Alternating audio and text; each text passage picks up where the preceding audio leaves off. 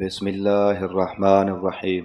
عبداللہ بن عباس رضی اللہ عنہما نے بیان کیا کہ رسول اللہ صلی اللہ علیہ وسلم سب سے زیادہ سخی تھے، اور رمضان میں جب آپ صلی اللہ علیہ وسلم سے جبرائیل علیہ السلام کی ملاقات ہوتی تو آپ کی سخاوت اور بھی بڑھ جایا کرتی تھی۔ جبرائیل علیہ السلام رمضان کی ہر رات میں آپ سے ملاقات کے لیے تشریف لاتے اور آپ کے ساتھ قرآن مجید کا دور کرتے۔ اس وقت رسول اللہ صلی اللہ علیہ وسلم خیر و بھلائی کے معاملے میں تیز چلنے والی ہوا سے بھی زیادہ سخی ہو جاتے تھے۔ صحیح بخاری حدیث نمبر 3554۔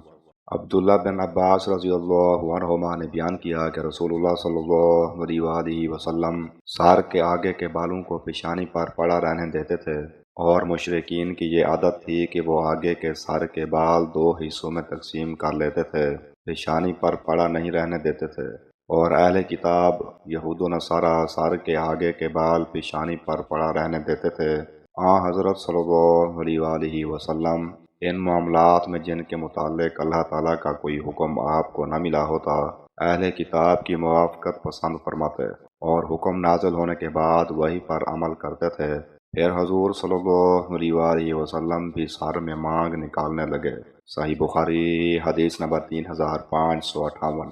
عائشہ رضی اللہ عنہا نے بیان کیا کہ رسول اللہ صلی اللہ علیہ وسلم سے جب بھی دو چیزوں میں سے کسی ایک کے اختیار کرنے کے لیے کہا گیا تو آپ نے ہمیشہ اسی کو اختیار فرمایا جس میں آپ کو زیادہ آسانی معلوم ہوئی، بشرط یہ کہ اس میں کوئی گناہ نہ ہو، کیونکہ اگر اس میں گناہ کا کوئی شائبہ بھی ہوتا تو آپ اس سے سب سے زیادہ دور رہتے۔